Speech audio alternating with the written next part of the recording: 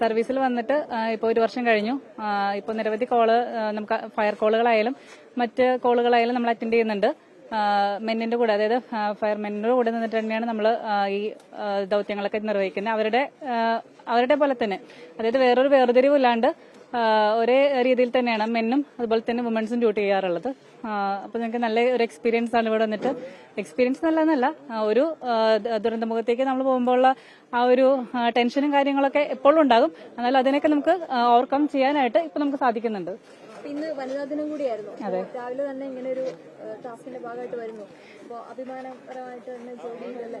ഞങ്ങളിപ്പോ വനിതാ ദിനത്തിനോടനുബന്ധിച്ച് മാത്രമല്ല, കോളുകൾ നിരവധിയായി അറ്റൻഡ് ചെയ്യുന്നു. ഓരോ കോളും നമുക്ക് ഓരോ എക്സ്പീരിയൻസ് ആണ് നൽകാറുള്ളത്. അപ്പം ഓരോന്നിനെയും നമ്മൾ ഓവർകം ചെയ്യാനായിട്ടാണ് ഇപ്പം സിറ്റുവേഷൻസിനെ ഓവർകം ഹാൻഡിൽ ചെയ്യാനായിട്ട് നമ്മളിപ്പോൾ പഠിച്ചു വരുന്നു.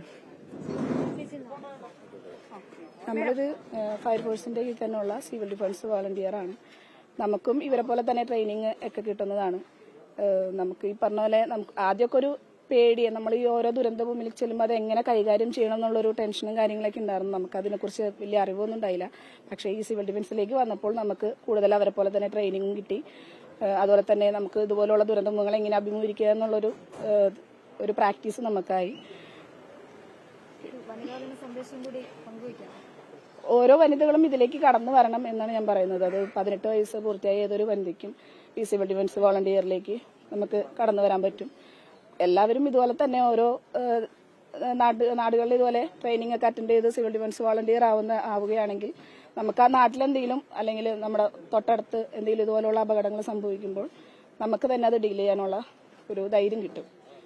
നമ്മുടെ വീട്ടിലാണെങ്കിലും നമ്മുടെ നാട്ടിലാണെങ്കിലും എല്ലാം ഒരു ധൈര്യം നമുക്കത് ഇതുപോലുള്ള തീപിടുത്തം അല്ലെങ്കിൽ ഒരാൾ വെള്ളത്തിൽ ചാടി അല്ലെങ്കിൽ ഒരു ആക്സിഡന്റ്, അതൊക്കെ നമുക്ക് ധൈര്യപൂർവ്വം തന്നെ നമുക്കത് അഭിമുഖീകരിക്കാൻ പറ്റും.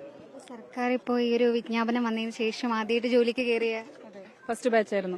അതില് ഫസ്റ്റ് തന്നെ എല്ലാവർക്കും ഒരു സംശയം ഉണ്ടായിരുന്നു, വനിതകളെ കൊണ്ട് ഇത് ഇപ്പൊ ഇത്രയും കാലം എന്നെ ചെയ്തിരുന്ന ഒരു ജോലിയാണ്, നമുക്ക് പെട്ടെന്ന് വന്നിട്ടുണ്ടെങ്കിൽ ഇവരെ കൊണ്ട് ഇത് ചെയ്യാൻ കഴിയുമോ എന്നൊരു ഡൗട്ട് എല്ലാവർക്കും ഉണ്ടായിരുന്നു. പക്ഷേ ആ ഒരു ഞങ്ങളുടെ ട്രെയിനിങ്ങിന്റെ സമയത്ത് ഒരു 6 മാസം നമുക്ക് അക്കാദമിയിലെ ട്രെയിനിങ് ഉണ്ട്, തൃശ്ശൂർ വിയൂർ അക്കാദമിയിലെ ട്രെയിനിങ് ഉണ്ടായിരുന്നു.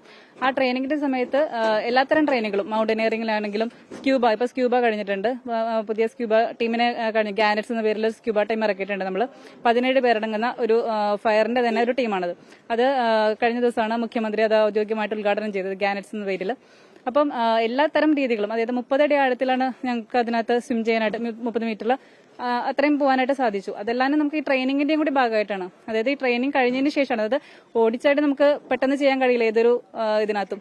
അതിനനുസരിച്ചുള്ള കാര്യങ്ങൾ പഠിച്ചതിന് ശേഷം മാത്രമാണ് ഇതിനകത്ത് ഇറങ്ങി പുറപ്പെടാൻ പറ്റുള്ളൂ. അത് നല്ല രീതിയിൽ പഠിച്ച് അത് നമ്മുടെ ഉദ്യോഗസ്ഥരായാലും നമുക്ക് അതിനെ വളരെയധികം ഹെൽപ്പ് ചെയ്തിട്ടുണ്ട്. അങ്ങനെയുള്ള ഒരു സയന്റിഫിക് ആയിട്ടുള്ള രീതിയിൽ, സിസ്റ്റമാറ്റിക് ആയിട്ടുള്ള രീതി തന്നെയാണ് നമ്മൾ ഇറങ്ങി വന്നത് ഇതിനകത്ത്. അതുകൊണ്ട് ആ ഒരു വനിതാ ദിന സന്ദേശം മാറി നിൽക്കേണ്ട കാര്യമില്ല എന്തിനകത്തായാലും പേടിയോട് കൂടിയിട്ട്. മെന്ന് ചെയ്യുന്ന എല്ലാ കാര്യങ്ങളും നമുക്ക് ചെയ്യാൻ പറ്റും എന്ന ഒരു ഇതല്ല, എന്നാൽ ചെയ്യാൻ പറ്റും എന്ന ഉറപ്പോട് കൂടിയിട്ട് നമ്മളെല്ലാത്തിലും ഇറങ്ങാം, നമുക്ക് പറ്റുന്ന കാര്യത്തിൽ പഠിച്ചിറങ്ങുക. അതാണ് വനിതാ ദിനത്തിൽ പറയാനുള്ളത്.